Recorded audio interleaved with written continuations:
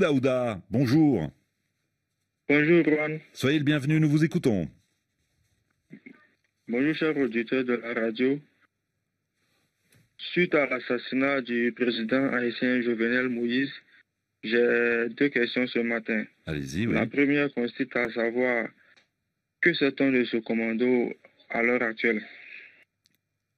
Que sait-on du commando, composé de 28 hommes, d'après la police haïtienne, commando qui a réussi à pénétrer au domicile du président Moïse dans la nuit de mardi à mercredi dernier. Marcel Dorigny est avec nous, bonjour. Bonjour. Vous êtes professeur d'histoire à Paris 8, spécialiste de l'histoire de Haïti, des Caraïbes et de l'esclavage. On vous doit de nombreux ouvrages. Vous êtes allé à plusieurs reprises en Haïti. À l'heure qu'il est, que sait-on de ce commando ? J'ai l'impression que nous apprenons des petites choses tous les jours.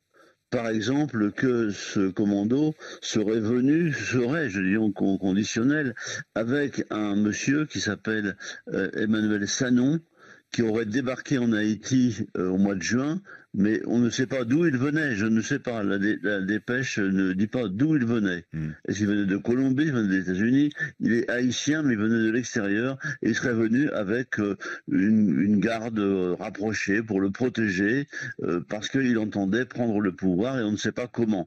Donc les conditions, si vous voulez, de cette exécution du président, il faut bien parler comme ça, les exécutions sont extrêmement confuses, on ne sait pas très bien.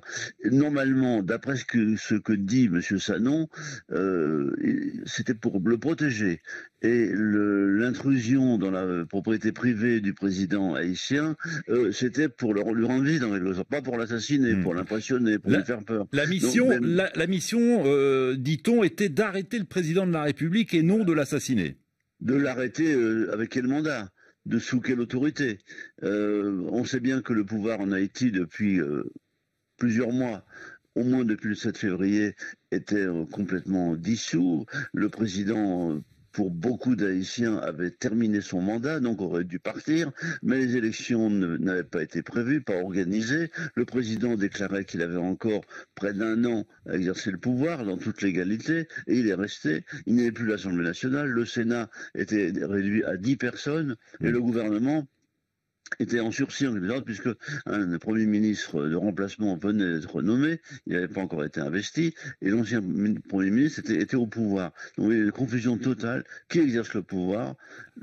Oui. Voilà, on ne sait pas. On ne sait pas. Pour revenir à ce commando, il serait composé de 28 personnes, 26 Colombiens, 2 Américains d'origine haïtienne. Ce sont les informations c'est ce que l'on sait. Oui. Voilà, délivrées par la police. Et trois ont été tués, mais hier ou avant-hier on disait 4, maintenant c'est 3.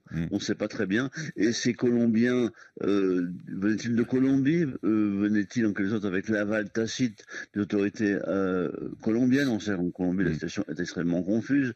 Beaucoup de gens se promènent avec des armes, etc. Ils sont partis armés quand même, ils sont arrivés en armes en Haïti, par un avion privé, semble-t-il.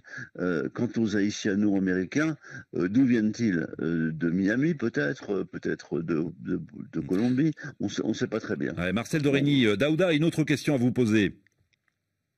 Oui, la deuxième question, c'est comment expliquer la facilité avec laquelle le président Jovenel Moïse a été assassiné? Alors ça, c'est vrai que on se pose là aussi beaucoup de questions. Il y avait visiblement des policiers qui étaient censés protéger le président. Aucun d'entre eux n'a été blessé. Faut-il croire qu'il y a eu des complicités au sein de la police, au sein de la garde présidentielle? Qu'en pensez-vous? Complicité, moi je ne me prononcerai pas, bien entendu. Je ne sais pas comment on peut le savoir aujourd'hui. Une certaine passivité. Ils ont laissé rentrer ce commando.